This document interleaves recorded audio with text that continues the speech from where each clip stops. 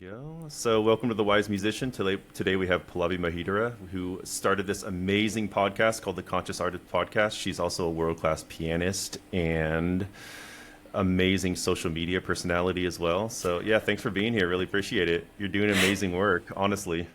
Thanks And so much for having me. It's actually really nice to be on this side of the mic. yeah, right. Well, what compelled you to start the podcast? It came sort of out of COVID times. I had been focused on mental health with my students and generally in my own way of practicing and playing for a while. And I'd started doing workshops at like summer programs and stuff for kids, like sort of working on topics related to mental health and mental health awareness and how they could apply that with their instrument. And I was pitching, a workshop to someone one day, and they said, why don't you do a podcast? And it was something I'd never thought of, something I had absolutely no understanding of, like no knowledge of. But I started writing down ideas, and I think within 2 weeks I had like 35 episodes worth of content. I was like, okay, I think I really want to do this, and I think I have something to say, and I really want to create a safe space for people to feel seen and heard and have their stories represented in whatever way I can. So, and you've had some amazing guests, and you ask questions from a pretty unique angle. I think you get information out of some of these people that I've never heard before. And so you had ideas about who you wanted to have on in advance. I mean, you know all these people, I'm sure. So kind of. I mean, in my first season, I knew everyone personally. And I had Gary Hoffman as my first episode, which was super, super cool. But it was sort of a combination between, okay, I think this person would be really great to talk about this topic, or I have this topic in mind. Let me find someone who, first of all, is willing to speak about this and be vulnerable, and secondly, who has something to say. And so it's been sort of a balance and a combination. And since season 2, I would say at this point, I have not met probably 50% of my guests in person. Like sometimes the first time we're ever speaking is on the podcast, and I don't even do video, so we don't even get to see each other's faces. But I'm grateful for whatever space I'm creating, because I do realize that people seem to feel safe with me and seem to be willing to share things and talk about things, and I'm very grateful for that. yeah. How did you get Andras Schiff on there? Did you know him beforehand? I did. He's been a mentor of mine since 2017. And Yeah. during the 2019-2020 concert season, I was on his project, Building Bridges, where he supports young artists and promotes them in different concerts. And so I've had contact with him for a while. He's been a mentor. And I asked him, one day I emailed him and I said, would you be on my podcast, please? And of course I explained it a little bit, and he said, sure, I'm going to be playing in New York at Carnegie on these dates. You can come then. And I hadn't planned to be in the US at that moment, but I was like, okay, I'm going to go and do it. And so I went to his Carnegie concert the night before, and then I went to his hotel and recorded. And that was the first time that I recorded an episode in person. Wow. And I only have one mic. I'm not set up to have a multi-mic situation. And so I was literally like holding the mic in front of his face while he was like speaking. And it was really cool though. I was very grateful for that conversation, for his time, for his knowledge, his expertise, his wisdom. It was really amazing.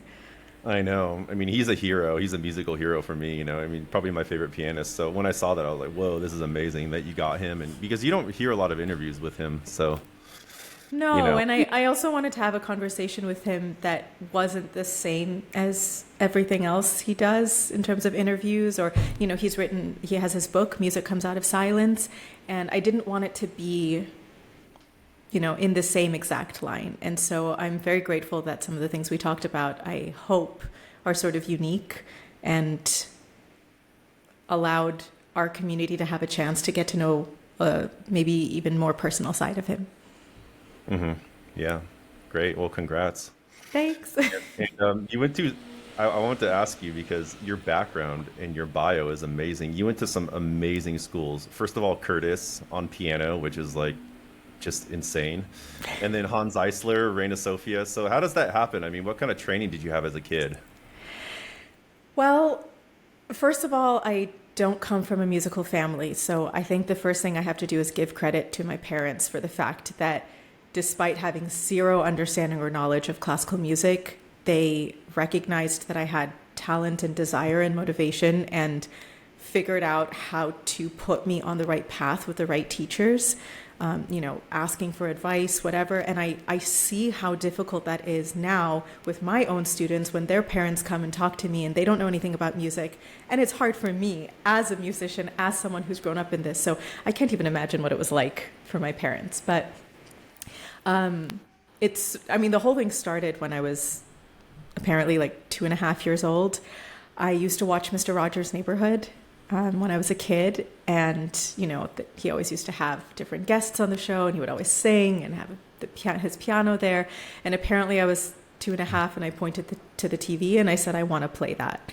And so this was in Chicago at the time, and my parents took me to the local music school, which was a Suzuki music school.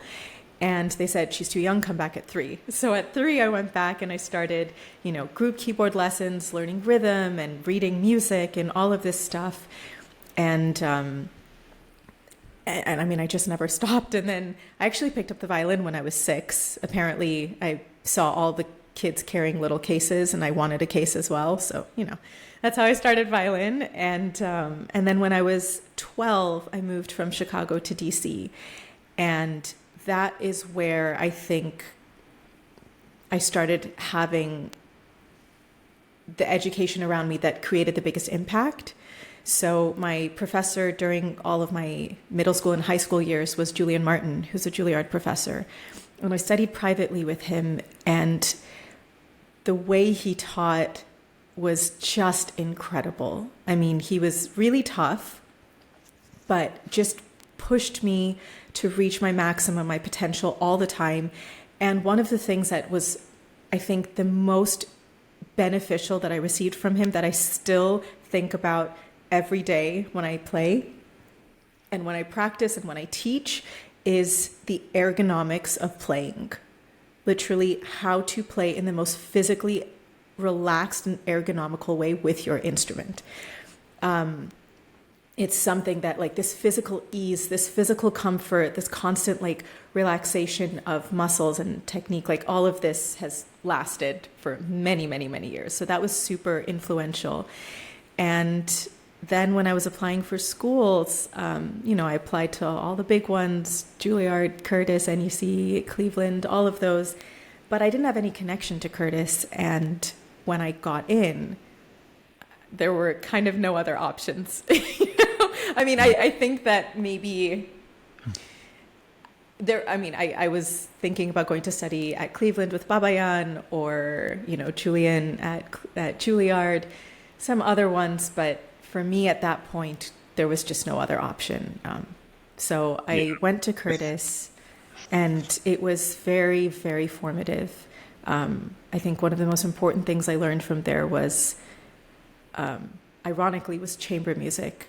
How to be a good chamber musician, how to listen actively when you're playing with others and be able to spontaneously respond. I think that was one of the most important things that I retain to this day. And I had always wanted to go study in Europe, but I never felt ready to leave the States and study abroad. It felt like such a huge thing and a huge leap. And when I finished Curtis, I finally felt like, okay, I think it's time now. I'm ready. And so I asked my professor, Ignat Solzhenitsyn, he was my teacher at Curtis. I asked him for some recommendations, and he gave me a few. And there was one teacher who was kind of similar in his approach to Julian Martin, and I would have felt very comfortable with that. And then there was another professor who, it was basically his way or the highway, and it was going to be a kick in the butt. And that's the one I chose because I realized I really needed a kick in the butt. And that was Dmitry Bashkirov. Going to study with him was by far the best decision I've ever made in my life. Truly the best decision I've ever made. Like, he changed my entire concept of sound, phrasing, understanding of music, touch, texture, technique, life in general, just everything. And I know that I don't know how it is for like the American audiences. He wasn't so well known in America as he was in Europe and sort of the rest of the world, especially Eastern Europe, of course. But, you know, he had a pretty intense reputation.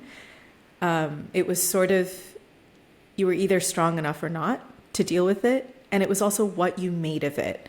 I think for some people it was very difficult because, you know, you would go to the lesson and he would just be screaming about, why are you playing legato? Why are you playing staccato? Why are you doing?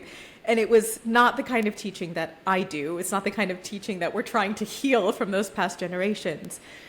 But at the same time, it was always about the potential that the student could reach and in service of the music. Any frustration that he had was always for the sake of the music and the sake of the student's potential. And so I think that was also something that maybe because I was older, I'd finished college, it was something that I was able to grasp. And it was incredible those years. I still am discovering things that he said today, understanding them today. I mean, he's passed away a couple years ago, but like his face is here all the time when I'm practicing. And then I wanted to get my master's because at that time, the Reina Sofia school where he was teaching did not have any sort of master's program. And so then I decided to go to Hans Eisler, where one of his ex-students, one of Bashkirov's ex-students, Eldar Nebelson, was teaching. And that was also super incredible. I had just a few lessons with him, to be honest, because I was there for 3 years, but I was traveling nonstop. He was traveling nonstop. So I think we had maybe like 4 or 5 lessons in like 3 years. But it was sort of the same kind of things that Bashkirov was saying, but from the complete opposite spectrum. And it would meet in the middle, where I finally understood the things that Bashkirov had been yelling about for 4 years with a completely different perspective and breath of fresh air. And so yeah, that's basically my musical pedigree, so to say. But all of those teachers were so formative and important in my development, in my education, and how I teach my own students today. Mm-hmm. So you got a little bit of the old school there in Madrid, the old school. Definitely old school, but it was worth it. Yeah. You need a little bit of that, right? I think a little bit of the, the sugar and then the not so sugary side of things, to kind of compel you forward a little bit. Because, but pianists are known for, I would say, marathon practice sessions. I mean, in terms of all the instruments, pianists are known for practicing the most. Did you ever go through that as a kid or in college? The 6-8 hour a day marathon practice sessions? Yes, I did. When I was in high school, I used to regularly practice like 7 to 8 hours a day. And I will make a very important disclaimer. The reason I practiced so much is not because it was necessary, but because I did not have the skills and the tools to practice efficiently. I had not learned those skills and tools. To a certain extent, when you're younger, you do need repetition. So sometimes you do need these hours of sort of just putting it into your blood, so to say. At the same time, I think if I had learned how to practice better, or if I had been taught how to practice better, which was just not something that was part of music culture, I think I may have had a bit more success in a shorter amount of time of practicing.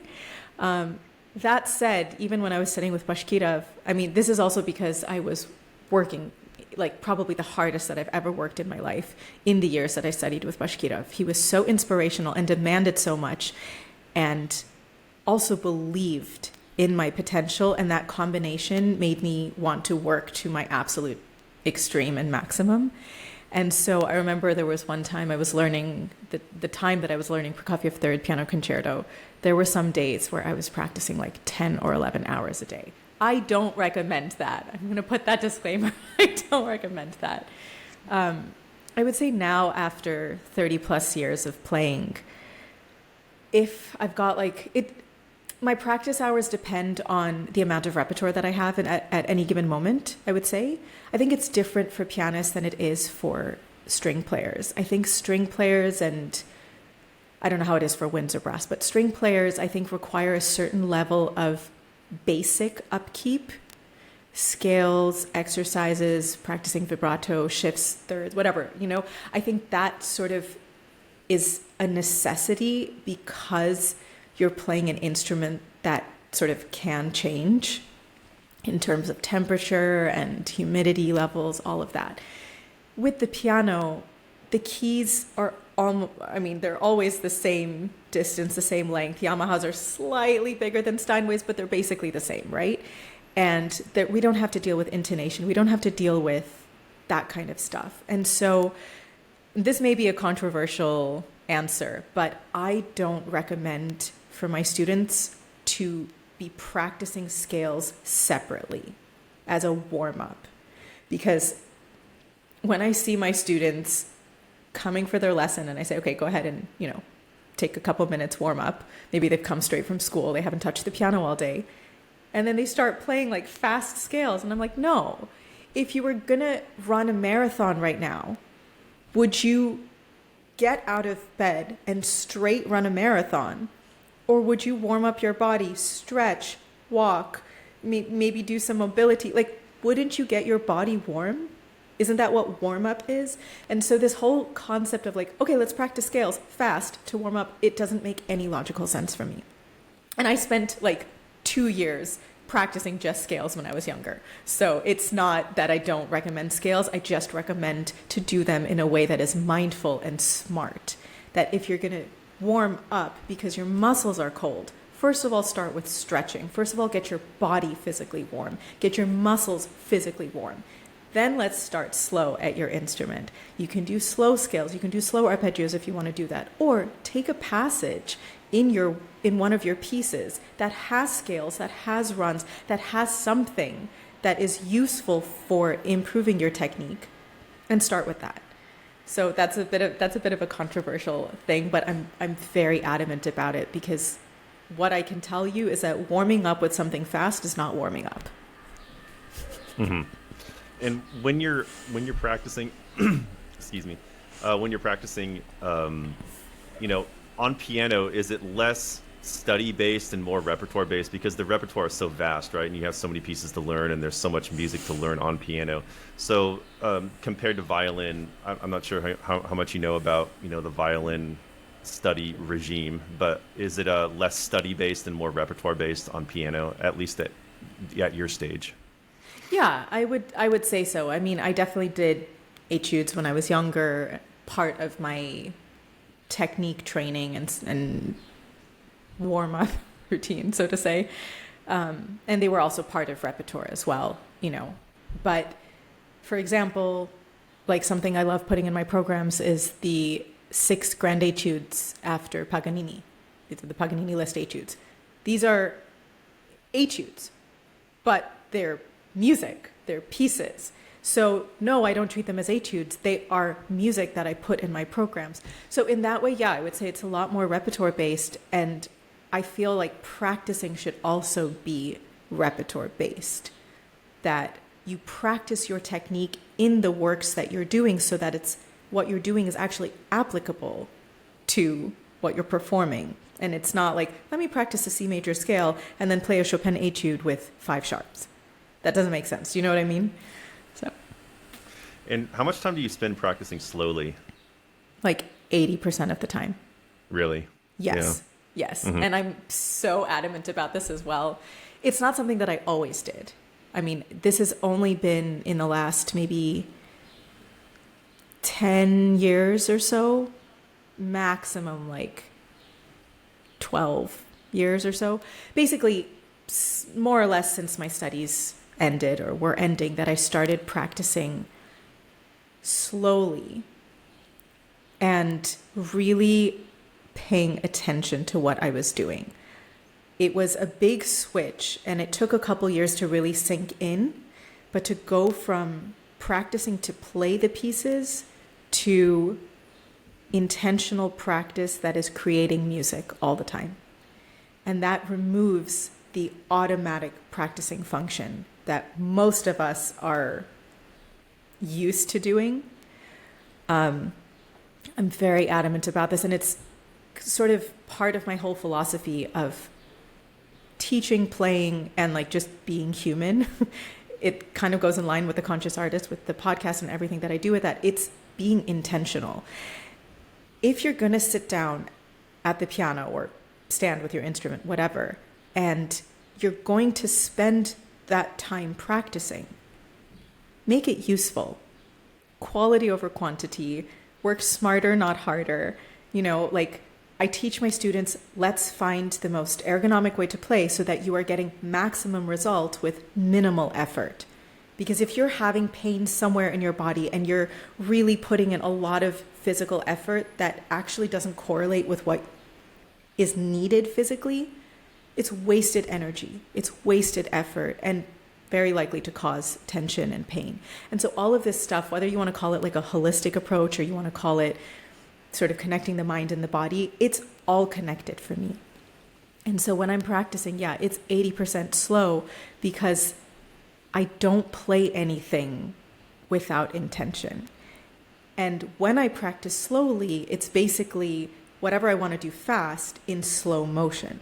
So everything is proportional. The timing that I want to take in that phrase is proportional. So it's going to be very exaggerated when it's slow. But when I practice slow, it allows me the time to hear everything that I'm doing, actively listen in real time. It allows me to figure out physically what I need to do. Do I need to release that tension quicker there? Do I need to jump faster there? Do I need to move my wrist up a little to be able to reach the thumb better? Whatever it is, right? But I have the time to analyze what's happening. When you practice fast, there isn't that time. Now, at the same time, I've also played for 30 plus years, so I'm also aware of the time that is required to get up to speed versus maybe 20 years ago when I did need a lot more practice in a fast tempo. But I still say start slow. If you want to learn something fast, practice slow. Yeah. So say you're ultimately aiming for a tempo of 120, right? That piece is in 120 beats per minute. How fast would you practice it? What does slow look like? How slow is it? Probably at least half. Half. Okay. I'm trying to, yeah at least. Uh-huh. I would say at least. Like the way I approach it is this. How would you play this piece of music if it were written in this tempo? Then start from there. Because when we just say like, oh, practice slowly, people get really bored and they just start playing the notes. But it's like, no, how would you phrase it? How would you voice it? What direction would you have if the phrase took, 20 seconds to get through as opposed to 8 seconds to get through? What's the difference in that? Same thing with like practicing hands individually. How would you phrase this if only the left hand existed? And I tell my students, start with your left hand first, because most of us are right hand dominant. And so we tend to focus on the melody, we tend to focus on our right hand technique, and then the left hand gets completely forgotten. And so these are all things that I had to learn myself, and I realized what a difference it made in my playing. And I started applying that to my students and to, when I teach master classes or whatever, because it makes such a difference. There's that Einstein quote, or I think it's attributed to Einstein, which is the definition of insanity is doing something again and again and again in the same way, expecting different results. And if you think about it, most of us have spent a lot of years practicing just like that, where something goes wrong and we just repeat it again and again and again, hoping it might work out. And maybe we get it 1 out of 10 times. When we repeat something intentionally and we analyze like, okay, what went wrong? Because that's the first question. Most of the time when I was younger and when I ask my students, okay, what happened right now? Something didn't work. What actually happened? I couldn't say when I was younger. My students can't say because there isn't active listening that's happening. There isn't active paying attention. So that's the first thing. That's the first way to like get us all to like actively listen, pay attention to what we're doing in the phrase and with the technique, whatever. And then, okay, why did that happen?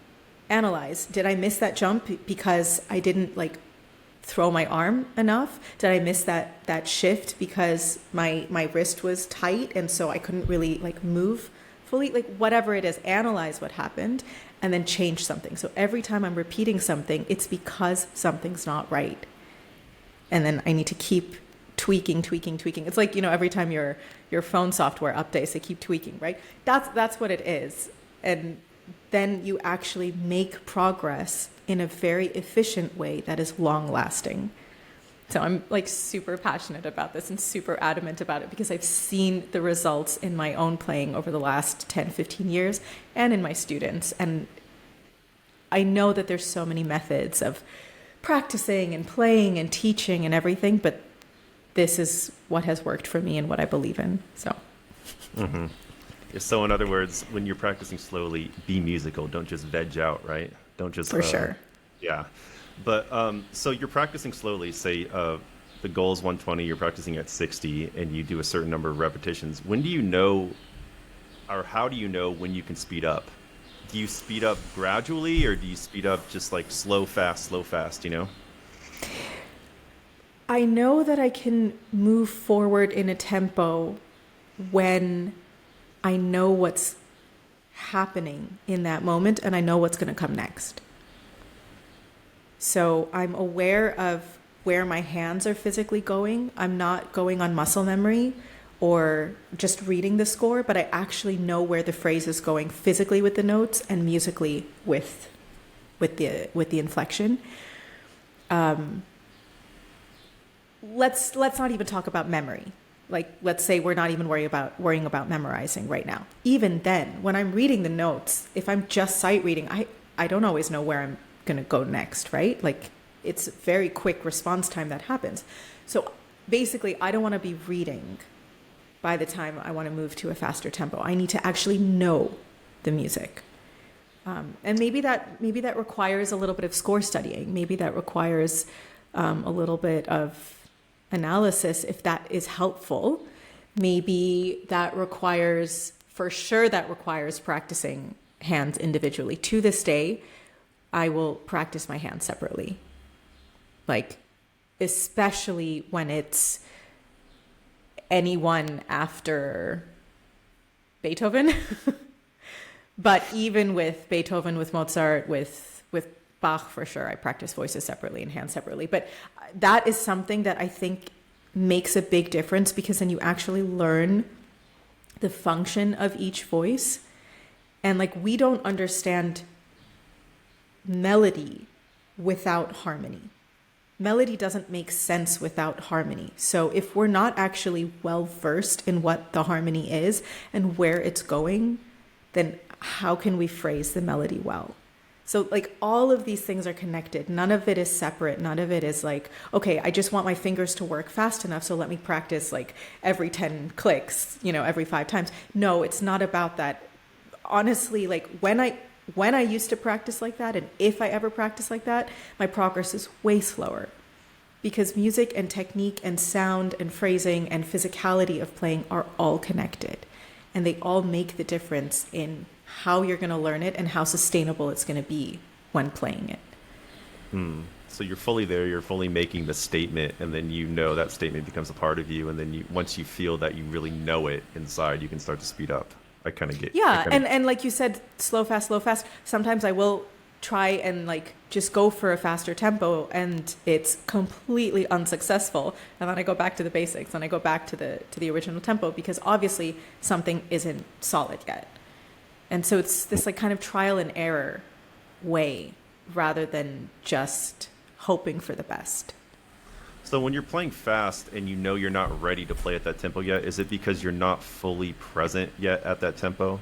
Like you would be in a slow tempo? No, it's generally because it's something that's like technically difficult. And so it's not yet embedded into my hands and my muscles. I could do it, but I would be forcing, maybe I can't control my sound quality well because it's not really inside, or maybe I'm pushing and I could risk even like having some pain or injury because I haven't found the best use of my muscles yet for it. So if I can't play something fast yet, it's because I haven't figured out all the steps to get there in the most ergonomical way, in sort of the most natural way, the most logical way in terms of both phrasing, but also like if something doesn't feel like it's being phrased naturally, that means I'm missing the point. If something isn't coming out naturally in a tempo, it means I don't have it yet. So yeah. Yeah. Amazing. And I think a lot of people misunderstand how long this process takes, right? But say you're learning a new piece and you're very unsure of, and you're not embodying the technique yet. How many repetitions does it really take to absorb a piece and to get ready to go perform it? It depends. I'll give like a real life example. Right now, I'm learning Beethoven Emperor Concerto for the first time. I have obviously known this concerto my whole life and know it by ear so well, but this is the first time that I actually am going to perform it, and I'm really excited about it. And, you know, maybe like a couple of weeks ago or a month ago or something, like I opened the score and I'm like, yes, okay, let's start. And I read through it, and my first thought was, oh my God, I don't know how to play the piano. Like, for real. Because Beethoven sometimes is, I won't swear, but is sometimes not the kindest composer when it comes to ergonomics of technique. Like, some things feel so anti-natural and like anti-organic. And I'm just like, why? And it's like, this is, I mean, my technique, I feel like my technique is quite solid. There are certain things that I didn't train when I was younger, like double thirds. That's not my thing. But like the Liszt Paganini etudes, no problem. So like I know where my talent lies with certain kinds of technique. I've never had a problem in Beethoven. I'm good with octaves, I'm good with runs, with arpeggios, like all this kind of stuff. With like big sound, zero issue. And then I start like working on this piece and I'm thinking, oh my God, I don't know how to play the piano. Because some things are just, like I think I have very strong fingers. I have trained my individual fingers to be very strong on their own in a very like healthy way. And I did that training sort of when I was learning Prokofiev third piano concerto, because it required so much finger strength that I learned how to actually like strengthen my fingers. And that like has carried me through for the last 10, 15 years. And like, yeah, I work on my technique, but I don't need to train this every day because my fingers are strong and I'm constantly using them. And then I'm playing like certain passages and I'm thinking, no, I have zero strength in my fingers. I need to retrain everything now. So I'll let you know. I got to play it in a month, so I'll let you know. But it's very interesting. It's a reminder that there's always a lot of work to be done and a lot that you can always learn from and grow from, and that your technique constantly needs improvement and maintenance, which is something, of course, I do performing all the time. But this is requiring me to go back to certain basics that I myself have not necessarily needed to work on in a very long time. And so it's really challenging a lot of how I normally learn things. In terms of like music and, you know, notes and whatever, like I could have learned it in 1 or 2 weeks. Like performance ready would have been fine. But the technical difficulties that this concerto comes with, and for me to want to be able to do the kind of job where I feel like this is sustainable and it's not like I just memorized for my test the night before kind of thing, it's requiring me to go back to certain practice basics that I am telling my students about all the time. So I have to be the student this time for sure. So what does your practice routine look like right now for this piece daily? Well, it's this piece plus I am recording an album in 2 weeks with a violinist with all female composers. And it's about like 70 minutes of music, and that's all brand new repertoire as well. So I have like 2 hours of music right now that I'm learning. So it's a lot. And those are also some intensely challenging pieces. One of them in particular is like physically demanding and, technically kind of like big for my hands. I mean, I can reach a 10th. I can play 9th chords without a problem, but like it's big. So I'm seeing that there's a lot of overlap in technique that's required between like the Beethoven concerto and some of the works that I'm doing. So at least that's really good that I'm sort of stretching my technique through all of that.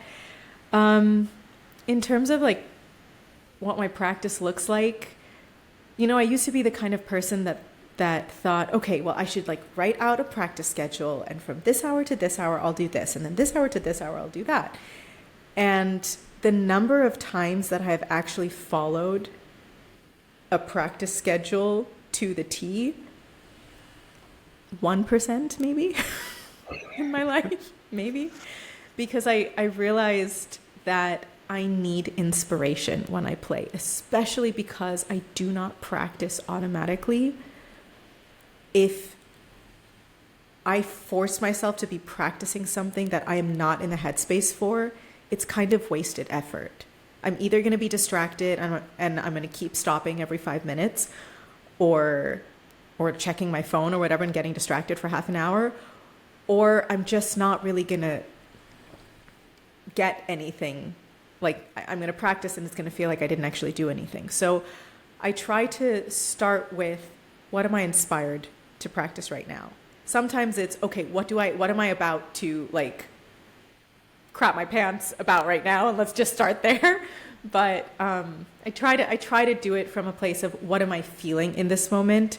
What am I really motivated to do? What do I want to work on? Sometimes I'll have goals where I'll say like, okay, I want to be able to play this section today, or I want to be able to play these couple pages today, or I want to have this page memorized today, or something like this. Sometimes I'll start from the beginning and I'll work slowly page by page. Sometimes I'll pick out random sections and just start with random sections. Sometimes I will work completely backwards. I will start from the last page, last line, one hand at a time, and start like layering, line by line, bar by bar, page by page. And it changes based on the composer and what is being demanded of me in the music. If it's like a Mozart concerto, I can generally do sections. That makes the most sense musically. If it's a modern work, I probably need to do bar by bar, to just kind of get the flow of it and then like piece the bar. So I do this bar and then I do the next bar and then I put them together. Then I add the bar before, then I add the bar after, like this. So it really depends. And I keep changing it up because I find that keeps my mind the most fresh and it keeps challenging different parts of my brain. So sometimes it's muscle memory, sometimes it's active memory, sometimes it's visual memory, where I'm like actually I don't have photographic memory, but like I'm gonna visualize that part when I have it memorized. I actually remember, and I will like visualize that and go along with it. Sometimes I don't look at the keyboard very often when I play, to be honest, because I sort of know where to go and I feel very comfortable with where I need to go. But sometimes I'll do that because that'll trip me up. If I'm like actually staring at the keys for something that I've mostly just like either closed my eyes or I was staring at the music, and then I look at the keys and I feel very disoriented. So I keep trying all these different ways to sort of keep my mind as fresh as possible and sort of throw in all the wrenches, so that come concert day, I'm not shocked by something that I never thought of that could happen. You have a few weeks left before the Beethoven, right? Yeah. So are you going to spend the last week or so just running through the piece every single day? Is that a part of your process as well?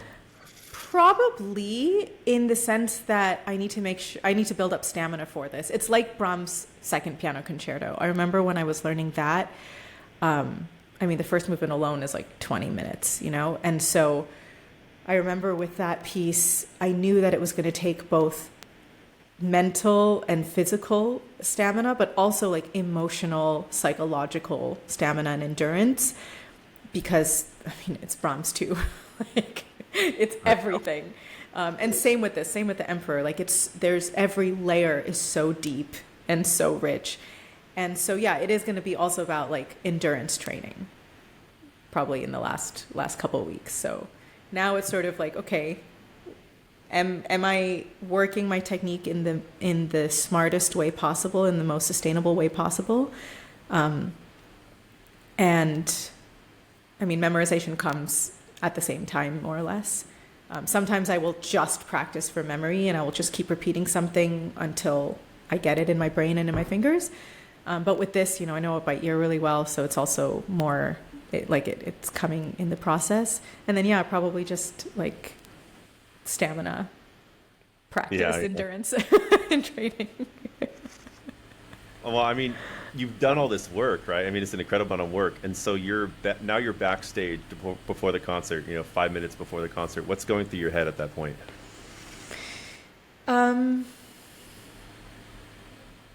Generally some like deep breathing, stretching my body, keeping my body warm, and just like reminding myself to be present in the music. I mean, the more I prepare, the better I feel on stage, of course. I mean, I've had some crazy situations where I've had to learn something at the very last minute. I've either learned it at the last minute or I've had to. It's happened both ways. And I have understood that I do have that skill, but it also causes an extreme amount of stress and like gray hair. So I try not to rely on that all the time, which is why, like, for example, with this piece, like I'm doing it very systematically. If I had to learn it in a week, I could, but I don't want to, because I want to do it in a way that makes me feel my best on stage. So, yeah. I mean, I will be nervous 100%, but it's always for the sake of the music and, what I get to share with this music and what this music is about, what the audience feels, that whole collective experience. I mean, that's what it's for. So. But if you're nervous, I mean, you've done the work, so it's not going to impede your technique if you're nervous because you've done the work, right? No, and I think a certain amount of nerves are necessary for any sort of performance, because it just gets us just a little bit higher. It makes me concentrate better. It makes me listen better. It makes me focus better. So that slight bit of nerves, which it's just adrenaline, that does help. One of my guests on my podcast and one of my friends who I perform with a lot, Simone Porter, she's a violinist. In the episode with her, she talked about the difference between like good nerves and bad nerves. And I really loved her explanation of this, because she said, I mean, we were talking about this and she said, nerves are inherently selfish. And I said, okay, please explain. What do you mean by that? And her point was, they're the good nerves where it's like, okay, I'm excited. Like I want to do a good job. I feel the pressure. Obviously, people are here. They've paid tickets. This is a big deal. This music is so incredible. I want to do it justice. Good nerves. Bad nerves. I'm going to mess up. What if I fall off the piano bench? What if I trip while I'm going on stage? What if I I don't, just ridiculous things that are not actually going to happen. But when our brain starts going down the rabbit hole, it's so easy to get stuck there. And so she says those are bad nerves, and those are inherently selfish, because that takes us away from being present in the moment with the music, with the audience, with the musicians, with ourselves. That takes us away from that moment. And that moment's not coming back. Like performing on stage is a once in a lifetime magical experience that only exists in that time. No matter what recording you have of it, no matter how amazing the cameras and the microphones were, it will never be the same as what you experienced in real time. And for me to miss out on that experience because I'm worrying about nonsensical things, no, I can't. Yeah, it's like you're putting your ego in front of the music at that point. Exactly. Yeah. But of course, to be able to be present and do that, you have to know your music. So, yeah. So in order to change your mindset from a bad nerves person to a good nerves person, is that a mental thing, but it's also a physical preparation thing? It's both, right? I think it's both, and it requires practice. like everything else. It is a skill that can be learned. It is not a talent that is born. Something that helped me from the beginning when I was younger was learning how to not need to warm up before a concert. Because as a pianist, I don't always have, I mean, when I was younger, sometimes I didn't even have a backstage. My dressing room was like a coat closet or something, right? When you're younger, you just play wherever. I didn't have a piano, I didn't have a room that I could just be with myself in. And so I had to sort of be okay mentally. Because physically, you've played your instrument, you've practiced a lot of hours. Like, again, that warm-up thing, get your muscles warm. You don't actually need to touch your instrument. But mentally, to not have your instrument when you're about to go out on stage, when you're used to warming up, when you're used to practicing and having that sort of security blanket, that I had to train very quickly because it just happened a lot of times that I didn't have. And now the two most important things on a concert day for me are to eat and to sleep. If I don't touch a piano, it's not a big deal. I mean, my concert day routine is generally practicing in the morning, a couple hours, maybe 3-4 hours, go through my program slowly at the concert venue, and then have a nice big lunch, go back to the hotel, take a nap anywhere from 30 minutes to 2 hours, depending on how much time I have a shower, get dressed, do my hair, my makeup, and eat dinner. Whether I order room service or I pick up something, I eat a full dinner before I go before my concert. And then I go to the hall, change my dress backstage, go out and play. I make sure that I stretch every one of my fingers, my hands, my muscles. I warm up my whole body. I get myself sort of psyched in that way, like, you got this, you can do it. Maybe I'm singing the music in my head. Maybe I'm looking at the score. Maybe there's a piano and I might warm up because it's there. But again, I've trained myself to not need to. But I need my body to be warm, I need to eat, and I need to sleep. Because without that, I'm like super hangry, and it just doesn't go well.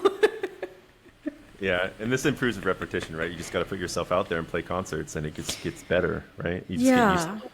Yeah, it does. And I tell my students that, like, when you're preparing for like a competition or an audition or maybe a really, really big concert, and you want to feel secure, practice performing. First of all, when you practice, imagine that everything you're doing at the piano or your instrument, even if you're repeating things, imagine you're in a concert hall and someone's listening. Because that already makes us listen better. That already makes us pay attention better. Practice like you're performing. And then the second thing is, like, do mock concerts, mock auditions, mock competitions for your friends, for your family, online, for the online community, whatever. Like, do mock stuff. Because the more experience you have, the easier it gets. It's true. Mm-hmm. And when you're actually on stage performing, are you thinking technique? Are you thinking sound? Are you thinking emotion? What's going through your head? Music. Mm-hmm. The music. Being present in the moment, being with the music. What do I want to convey? It's about communication. What do I want to convey with this music? I'm the vessel through which these amazing works from these amazing composers is being transmitted to this audience, to this moment in time. What does this music mean to me, and how can I express that? And yes, I'm also actively thinking about sound. I'm listening to the acoustics and like feeling the energy from the audience. How are they responding? Of course, they're not saying anything, but what is the energy like? That makes all the difference in how we perform, right? Maybe the acoustics are super warm and I have a lot of space for creativity with pedal and how I want to sort of balance voices because everything is coming out very clearly, right? That requires active listening and real-time spontaneous adaptation, which is also the most fun part of performance, that magical moment where when you're on stage and the audience is there and you're listening and then you're playing a phrase and suddenly you hear this note ringing and then you give maybe an extra moment of the rest that creates this like unrepeatable silence and like magic and all of these kind of things. You can't plan that. You should practice it. You should practice different ways with timing and phrasing and everything, but you can't plan those magical moments. And so if I'm not present, I miss that. I'm like, then we're just playing notes. We're not making music. We're not creating music. Mm-hmm. So it's being present in real time as the music moves, not thinking ahead, not thinking back. Yeah. Well, it's kind of like, why do you play music? Mm-hmm. Why do you play your instrument? What is the reason behind it? Because that should be the starting point then. Because if we're just worried about like, I hope I make that run, I hope I make that shift, I hope I don't mess up here, I hope I don't have a memory slip here, that's not music. That's like, I don't know, I don't even know what I would call it, maybe performance technique, but it's not music. Yeah, it's gymnastics. But Gymnastics, even gymnasts probably aren't thinking that way either. They're probably thinking in terms of art too. So the really good ones, right? Just one more thing. So when you play, I noticed, I watched some of your videos performing. You play so musically, and where does that come from? Where does that inspiration come from? Do you gather it in your daily life and then put it into the music? Are you thinking more about the composer? I don't know. I think. I'm a classical music nerd through and through. I cannot live without this music. I don't want to spend 24/7 with this music or with the piano, but I cannot live without it. The way I feel when I play or listen to something by Brahms, it's like his music reaches the deepest part of my soul. His music for me is the most human of all composers. His music showcases every single human emotion. This is how I feel today. 15 years ago, 20 years ago, I didn't understand a thing about Brahms. I played a lot of Brahms when I was a kid, when I was a teenager, when I was in college, didn't understand a thing. So I'm like slightly convinced that you do need to go through some sort of like life trauma to understand Brahms. At least that was my personal experience. But I will say that for me, that music, that or like when I listen to like Franck Sonata or like Beethoven 5 or Beethoven 4 or any of these works, like it's just magic. This stuff is magic. And it's such a reminder of what true humanity and true beauty is. And honestly, my role as a concert pianist on stage is to share that music, that art with the audience and communicate that. And my goal is just simply whatever I feel, I want to share that with you. Maybe you'll feel that too, maybe you won't. That's okay. But this means so much to me, I can't keep it in.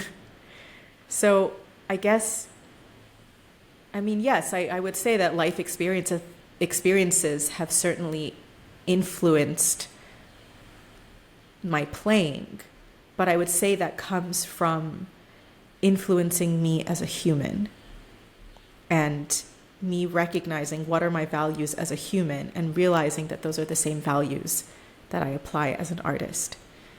And it's just simply the more truthful I am to myself as a human being, the more truthful I am as an artist. And therefore it's just an expression of me, maybe the most honest expression of me on stage. Yeah. So that's what's going through your head. You're not thinking about this hard run that's coming up or anything like that. It's just about expression. if we're going to be technical about it, there are certain things that I'm thinking of. Sure. Like, for example, something that I learned from one of my teachers was when you're about to start a phrase, breathe out. When you have a hard passage, breathe out. When you want to play a soft chord and you want to control the voicing, breathe out. When you want to do anything with your instrument, breathe out.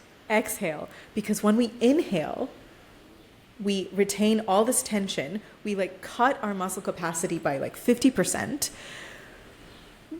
It's kind of a hit or miss. When we exhale and we release the tension in our bodies, we're actually allowing ourselves to have, I don't like to use the word control, but have control over what we're doing, have mastery over what we're doing. And yes, when I'm playing, I will think about exhaling, relaxing, releasing the tension here. I know that this run is going to be difficult. I'm actively thinking of releasing the tension as I'm getting into the run, for example. Or I'm about to play a big octave passage. I make sure that I'm seated very comfortably, that I've got my core really well stabilized so that I'm supporting my whole body. I'm well grounded with my legs, with my feet, so that I feel stable. I'm relaxed here. I'm letting go of the tension, any tension that I might be retaining in my neck and my shoulders, and I'm using my natural body weight and my full body to go through this run, constantly releasing the tension, constantly exhaling. I do think about those things, but I've worked on it so much in the last 10, 15 years that it is a natural part of my playing process now. I don't, like, I'm telling myself, release, release, release. Like, let's say, I don't know, take the infamous octave passage in Tchaikovsky Piano Concerto. This thing. Like, I am actively telling myself, my brain is actively sending messages to my arm, wrist, hand, shoulder muscles to keep releasing the tension in between every octave. But that's not happening so fast. It's not like I have time to hear myself think those thoughts, if that makes sense. But that's why I practice slowly, because when I practice slowly, I have time to train my brain to send those messages to my muscles as well. And so I think it's all connected in that way. And so then when I get to the stage, I don't have to be thinking about technique. I don't have to be worrying about, I mean, sometimes I'm worrying about memory, but I don't have to be worrying about the things that were supposed to be done in the progress stages. I can be present in the experience of living art. Yeah. And this is something I've been dealing with a lot recently, is just this idea of relaxation, right? So you really do have to consciously, and I think a lot of people need to understand this, you have to actually consciously work on relaxation. It's something that you need to reinforce every day. And in a sense, it's like unlearning bad habits, right? And so why is it so important to be relaxed and to play without tension? Is it because it hampers your technique, or it hampers your expression, or both? Well, so first of all, I want to sort of clarify. Some people think that when I say, or when somebody says like relax, it means this. That's not relaxing. Like I'm not saying don't have engaged muscles. There's a difference, for example, between having engaged muscles, which is this, where I'm supported and I can play, versus tense muscles. Big difference. That's what I'm talking about. If you're maintaining tension in between notes, you are going to have an injury at some point. Because think about it, like let's say I asked you, for example, to take an inhale and then tense your whole body and then just stay like that. Is that a pleasurable experience? No, it's awful. We wouldn't, like, sometimes I'll have my students do this. I'll say like, okay, stand up, make your whole body tense, and now try and walk. It's impossible. Like, we can't do that. It's not practical. It's not sustainable. Like, we'll get past one leg and then it's awful. We feel like we're going to break. But we don't realize that we do that when we play. We're playing a passage, and like, if you think about, as a pianist, for example, I tell my students, like, think about your fingers like they were your legs. Let's say these are your legs, right? And if I want to go from here to here, the only way I can actually put one leg in front of the other is to transfer the weight from leg to leg.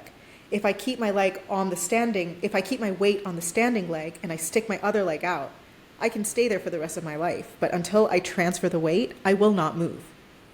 Sure, I can hop, but you know what I mean? I won't actually move. And so if we think about moving from finger to finger as transferring of the natural weight that exists in our body. And sure, like the natural weight from our back is the big grand picture, and then all of the muscles that come down all the way to our fingers are the little micro muscles.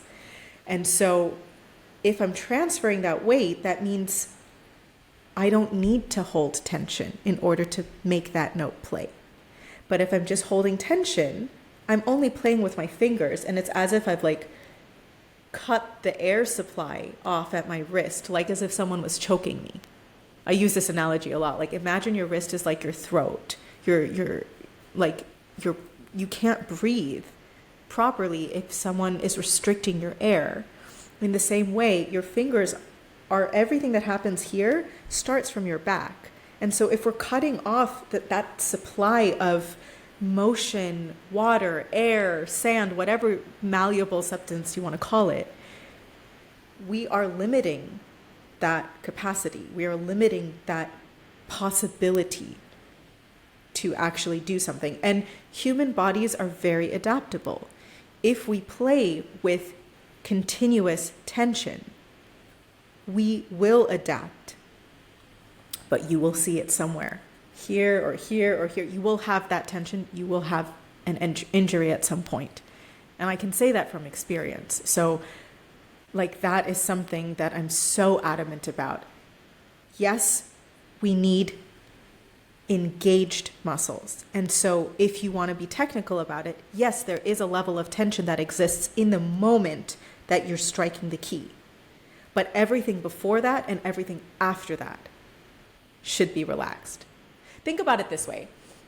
If you're playing tennis, and I'm not a tennis player, but if you're going to hit a tennis ball, if you tense your entire arm and like grip the tennis racket super hard, and then you try to swing your arm like that, first of all, you're not going to be able to swing because it's like you're moving like a metal rod. And then secondly, the ball is like just going to go here. It's not going to actually go anywhere because there's no release, there's no follow through. The only way to actually make the ball go where you want to is to be relaxed before. In the moment of impact, there's a slight millisecond of tension in the moment of contact with the ball. And in order to get the ball to actually go where you want to go, you need that follow through after. It's the same thing in boxing, kickboxing, whatever, same concept. And so that same concept can be applied at the piano. You want a big chord, start with your natural weight and the sound coming from your back, and use that natural weight, use your body the way you would when you're boxing or you're playing tennis or you're trying to like push a heavy object, you would use your body weight. Same thing. In this way, you are releasing the weight. You are dropping the weight, so to say, into the piano. And the follow through has to also be there because otherwise the sound is like that. The sound is ugly and hard and tense because you're maintaining that tension. So like, I feel like if we apply it to sports, if we apply it to even some everyday things, it makes a lot more sense. And we don't realize it when we're playing because, as I said, human bodies are very adaptable. Yeah. So you might say tension is too many muscles at the wrong time. Maybe, Yeah, you're using maybe. too many muscles that you need for that particular motion. Maybe, Yeah. and holding that tension when it's not needed. Yeah. Like, let's say you're at the playing wrong- a scale and then like your thumb is sticking up like this. That means you're holding tension here. This thumb isn't doing anything at that moment. It should be without tension. It shouldn't be involved in that moment. Or like when you see people playing and like their pinky sticks up, that's all unnecessary tension in that moment when it's not being used. So yeah, it's things that I've really actively worked on and actively thought about and actively taught. But like when you're just listening to someone explain it, like you have to try it out for yourself. You have to actually try, like, what does it feel like to swing a tennis racket making my arms super tense? Okay, now how can I apply that at the piano? Okay, put in a ridiculous amount of tension and then try to play, and then release all the tension and then try to play. Because sometimes like the other problem is that we don't always know how to identify where the tension is. That's, I think, also a big problem, that people feel like they're tense somewhere, but they don't know where, and they don't know why. And I can generally, now after so many years of like working on it myself and working with my students, like I can see just from looking at them, I can tell their elbow is tense based on the sound or based on how their wrist is moving or whatever. I can tell that they're maintaining tension like in this part of their hand or something, you know? So like I have worked on identifying those things, but maybe a good way to start for anyone that's curious, if you're not sure where your tension is coming from, start by tensing every single muscle in your hand or in your arm or in your body and try to play that one chord. And then let everything go completely and then play that chord. And just start from there and notice that difference. Again, it's like about awareness and like being conscious of what's happening.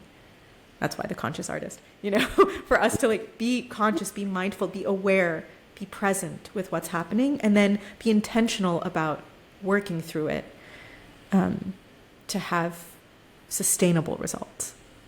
Yeah, and again, this is why slow practicing is so important, right? Because then you can actually be conscious of all these different things that you need to be doing, and you have the time. Yeah, there's time. There's time to figure these things out. There's time to hear these things, think about these things. When I practice fast and I want to work on this technical stuff, I don't have time to think about releasing all of my muscles here and there and whatever while trying to like read the text, read the score, and trying to figure out where I need to jump and look at, like, there's no time for that. Mm-hmm. Fast practicing, for me, it's very basic. Fast practicing gives slow results. Slow practicing gives fast results. It's a very sort of binary black and white way of describing it, but that's the bottom line. Amazing. That's a quotable. That's a quote right there. I'm going to remember that one. Well, thank you so much for doing this. I really appreciate it.